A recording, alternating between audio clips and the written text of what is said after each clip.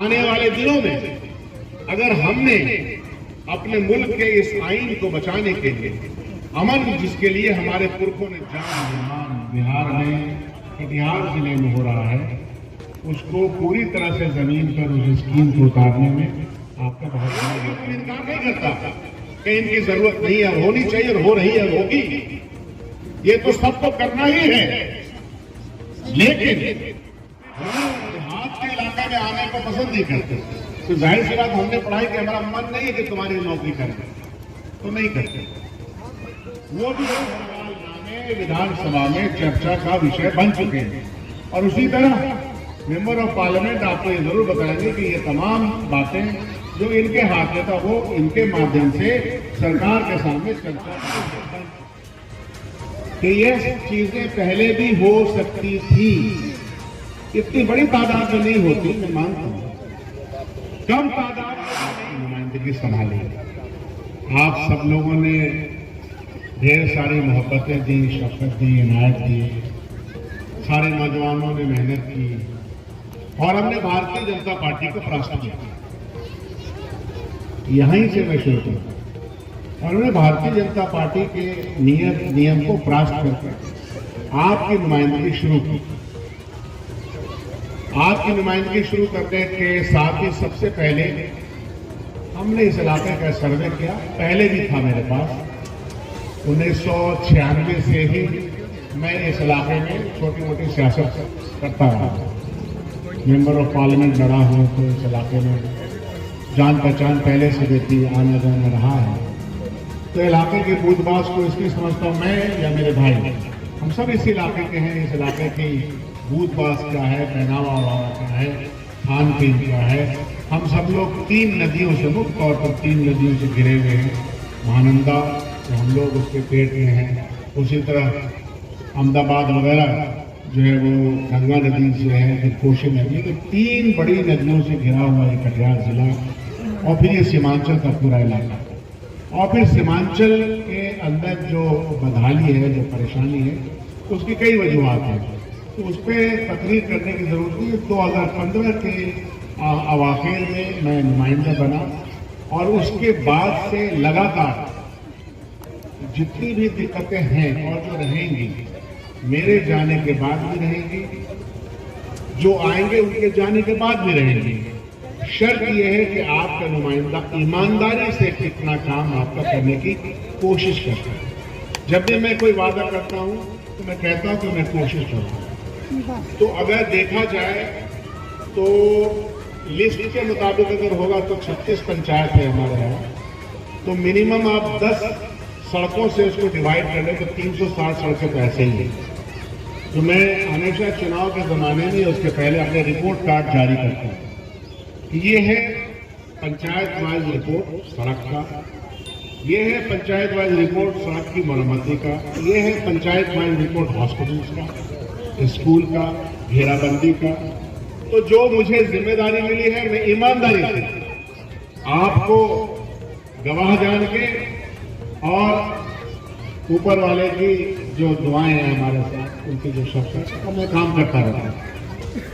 सवाल ये है कि ये चीजें पहले भी हो सकती थी, इतनी बड़ी तादाद में नहीं होती, मैं मानता हूं, कम तादाद में भी नहीं हुई। इसका मतलब यह है कि ईमानदाराना रवैया जो लोगों की खिदमत के लिए होना चाहिए था वो नहीं हुआ। अगर वो होता तो चीजें हम लोग के लिए थोड़ी आसान हो जाती, कम काम बचते, लेकिन काम बहुत बचे रहे। अब आहिस्ते आहिस्ते काम हो रहा है। इस पुल के बारे में मैंने न जाने कितनी कहानियां सुनी है, अभी पिछले दिनों कहानियां भी सुनी है और गालियां भी सुनी है, तो वो तो कोई दिक्कत नहीं। अभी नाव डूबी गई थी, बचाया ऊपर वाले ने, मोटरसाइकिल रह गया, और यहीं से मैं टप के कितनी बार गया हूं। और उस तरफ खासतौर पर जब पानी का हलकोरा आता है तो हम लोग बांस का फाइल करते रहते हैं। सैलाब के जमाने में इधर पीछे से आता हुआ मैं नाव से आता हूँ, ये बड़ा सा मकान दिखता तो लगता कि हाँ ये अपना पंचायत आगे है, ये दिखता है 2017 के सैलाब में। तो मैं सैलाब भी आता है तो मैं चाहे वो नाव हो, डेंगी हो, कुछ भी हो, तो मैं आपके बीच में आता हूँ। इसके गवाह आप सब हैं, बोलने की जरूरत है नहीं। अगर इसकी जो गवाही नहीं देते इसका मतलब बेईमान है। हाँ। इसकी गवाही अगर जो लोग नहीं देते हैं कि नहीं आपको दिखा ही नहीं, तो इसका मतलब वो गलत बयानी कर रहे हैं। काम में कमी हो सकती वो कहें। कोशिश है हमारी कि आपका और हमारा हम सब लोग मिलकर काम करें। मेंबर ऑफ पार्लियामेंट की जिम्मेदारी ये है कि पार्लियामेंट की सबसे बड़ी पंचायत है, वहां अपने इलाके के मामलात को लेकर के आवाज उठाएं। और आवाज उठाने के बुनियाद पर मैं कह सकता हूं कि लगभग अभी इसके पहले तो और होगा, हमारे एमपी साहब उसका बयान देंगे, लगभग 200 करोड़ रुपए का काम यहां आया। और प्रधानमंत्री ग्राम सड़क योजना के तहत बहुत सारे हाई लेवल पुल। और इसमें क्या है कि बिहार सरकार, केंद्र सरकार सब, अभी हम लोग तो केंद्र सरकार से इसलिए परेशान हैं कि हमारा जितना पैसा बकाया है, बिहार सरकार का मुख्तलिफ सरकारी फंड में पैसे बकाए हैं, उसका डिमांड हम लोग विधानसभा में करते रहते हैं। चाहे वो ग्रामीण विकास क्षेत्र हो, चाहे वो स्वास्थ्य का क्षेत्र हो, हर क्षेत्र में बिहार का जीएसटी का पैसा हो, ये सब केंद्र सरकार ने रोक के रखा है।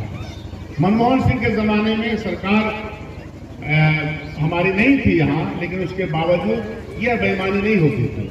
यह बेईमानी अभी हो रही है कि भारत सरकार ने बहुत सारे मनरेगा का काम, आप देखिए कि बहुत सारी योजनाएं हैं जिसका काम पैसा जरूर का रहता है, लेकिन उसके बावजूद जितनी ताकत भी हो सकती है तो पार्लियामेंट के अंदर आवाज उठाना पड़ता है। इस इलाके का कोई ऐसा मसला नहीं है जिसको लेकर के लिखित हो, सवाल के नामे से हो। हम सब लोगों के पास सवाल के रिकॉर्ड हैं, चाहे स्कूल का हो, चाहे स्कूल का हो, रैनिया स्कूल का हो, कोई भी हो। ये सारे सवाल नामे विधानसभा में चर्चा का विषय बन चुके हैं। और उसी तरह मेंबर ऑफ पार्लियामेंट आपको ये जरूर बताएंगे कि ये तमाम बातें जो इनके हाथ में था वो इनके माध्यम से सरकार के सामने चर्चा का विषय बन चुके हैं। आहिस्ते आहिस्ते आहिस्ते आहिस्ते हमारी तकलीफें दूर हो रही है।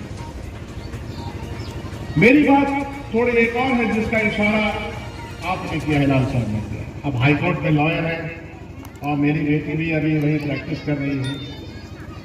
तालीम का मामला, अभी बिहार सरकार ने बड़े जमाने के बाद ये कोशिश हुई है कि हमारे क्वालिटी टीचर कंपटीशन के जरिए लगभग 2 लाख टीचर का अपॉइंटमेंट हो रहा है। थोड़ी सी सख्ती हो रही है तो टीचर भी स्कूल में हैं, पाठक जी हैं या मिनिस्ट्री, सारा काम तो बिहार सरकार का है। और स्टूडेंट्स भी अभी जा रहे हैं। अभी हमसे सबसे ज्यादा डिमांड स्कूल का बेंच डेस्क को लेकर के होता है, पंखे को लेकर के होता है, क्योंकि स्टूडेंट्स की तादाद बढ़ गई है। मेरी प्रायोरिटी भी स्कूल्स है, शिक्षा और स्वास्थ्य। स्वास्थ्य विभाग के 12 नए हॉस्पिटल यहां बनने के बावजूद डॉक्टर नदारद है, ये जेन्युइन बात है। डॉक्टर का अपॉइंटमेंट हमारे यहाँ नहीं होने की कई वजह है। आजकल प्राइवेट जो कॉलेजेस हैं मेडिकल के या जो प्राइवेट नर्सिंग होम है, उसमें सरकार से ज्यादा तनख्वाह मिलती है, चले जाते हैं। फिर डॉक्टर्स देहात के इलाके में आने को पसंद नहीं करते। तो जाहिर सी बात, हमने पढ़ाई कि हमारा मन नहीं है कि तुम्हारी नौकरी करें, तो नहीं करते। वो भी एक बहुत बड़ी वजह है। कई बार डॉक्टर अपॉइंटमेंट के लिए सरकार ने तलाश किया, 1 लाख रुपए तनख्वाह देने की बात की, लेकिन डॉक्टर नहीं आते थे, उनको 1.5 लाख रुपए कहीं और मिल रहा है। तो ये एक वो प्रैक्टिकल दिक्कत है। टीचिंग के मामले में बहुत हजारों नौजवान अभी देखिएगा कि बीएड करके, सीटेट करके आहिस्ते आहिस्ते पे टीचिंग लाइन में आ रहे हैं। वो सब आप सब लोग के घरों में होगा। पहले जो अपॉइंटमेंट हुए थे 3-4 लाख के, वो पंचायती राज के माध्यम से हुए थे। तो गोया कि टीचिंग की तादाद भी बढ़ रही है। लेकिन याद रखिए, जिस गार्जियन ने अपने बच्चों को पढ़ाने के लिए अपनी थोड़ी सी मेहनत नहीं की, तो उसके बच्चे ठीक से। आप लोगों में से बताइए कि कितने गार्जियन ऐसे हैं जो स्कूल्स में जाते हैं ये कहने के लिए कि बताइए तो मेरे बच्चे क्या करें। स्कॉलरशिप का पैसा कब आया उसके लिए जाते हैं, साइकिल का पैसा कब आया, पोशाक का पैसा कब आया, इसके लिए तो आप जान प्राण दिए हुए रहते हैं। तो कोशिश कीजिए कि अपने अपने स्कूल, नजदीक के स्कूल में कभी कभी जाइए कि आपके बच्चे और उनकी तालीम कैसी चल रही है, उसको थोड़ा सा जांच कीजिए। तालीम में भी इन्वेस्टमेंट खर्च है, थोड़े मोड़े वो खर्च भी करने चाहिए। हम तो कहते हैं अपने इलाके के लोगों से 2 टाइम का अगर हम लोग नॉन वेज नहीं खाएंगे तो फीस दे सकते हैं, थोड़ा सेक्रीफाइस करना चाहिए, कुर्बानी देनी पड़ेगी। हमारी और सब चीजों में खर्चे बहुत हो जाते हैं। तो तालीम तालीम तालीम इसकी बेइंतहा जरूरत है। फिर एक बात मैं इन जलसों में कहता हूं, और वो बात कहते मैं बात नहीं खत्म, मैं हमेशा ऐसे जलसों में ये बात कहता हूं कि तमाम सड़कें सोने की बना दी जाएं और यहाँ की तमाम नदियों में दूध की नहरें बहा दी जाएं, लेकिन दिलो दिमाग के सुकून छीन लिए जाएं, तो क्या आपकी सड़कें, क्या ये नदियां आपको अच्छी लगेंगी? नहीं लगे। तो जरूरत इस बात की कि सियासत किस तरह की है, गवर्नेंस कैसी है, सियासत करने वालों के नजरियात कैसे हैं, सियासत करने वाला का जहन में क्या चल रहा है, यह एक जरूरी अमल है। फिर हम तमाम लोगों के बच्चे बाहर रहते हैं, पूरा हिंदुस्तान एक जगह से दूसरी जगह आ रहा है, जा रहा है, ट्रैवल कर रहा है, ट्रेन में जा रहा है, बसों में जा रहा है, सड़कों पर जा रहा है। अगर सुकून नहीं है समाज के अंदर, जो सुकून हमारे छीन लिए गए किसी नजरियात के तहत, उस नजरिए से लड़ाई है जो सड़क और पुल से भी बड़ी है, ऐसा मैं मानता हूं। मैं ये नहीं कहता, मैं इनकार नहीं करता कि इनकी जरूरत नहीं है, होनी चाहिए और हो रही है, होगी, ये तो सबको करना ही है। लेकिन हमारे और आपके सुकून, हमारे और आपके बीच की आपसी हम आहंगी, हमारे और आपके बीच के आपसे रिश्ते का निर्माण बिहार में, कटिहार जिले में हो रहा है, उसको पूरी तरह से जमीन पर उस स्कीम को उतारने में आपका बहुत बड़ा योगदान है। आपका कदवा की जमीन पर मैं खुद अपनी तरफ से इस्तकबाल करता हूँ। मंच पे हमारे तमाम साथीगण बैठे हैं, तमाम पार्टी के हैं, नुमाइंदगान हैं, त्रिस्तरीय जो पंचायती राज व्यवस्था है उसके तमाम प्रतिनिधि हैं, और सामने फल के खुदा बहनों और भाइयों, मुझे बहुत यह जो जंग है इसको हमको पूरा करना ही होगा। आने वाले दिनों में अगर हमने अपने मुल्क के इस आइन को बचाने के लिए, अमन जिसके लिए हमारे पुरखों ने जान दी, अगर उसको बचाने की हमने भरपूर कोशिश नहीं की, तो ये तमाम चीजें ऐसा लगेगा कि हमारे पांव के नीचे अंगारे हैं। तो पांव के नीचे अंगारे नहीं हो बल्कि ठंडी सब्ज़ारा हो। साहब पूरा आंकड़ा देंगे, मुझे जो मोटी मोटी बात कहनी थी हमने कह दिया। बहुत बहुत शुक्रिया। जय हिंद, जय कटिहार, जय करो।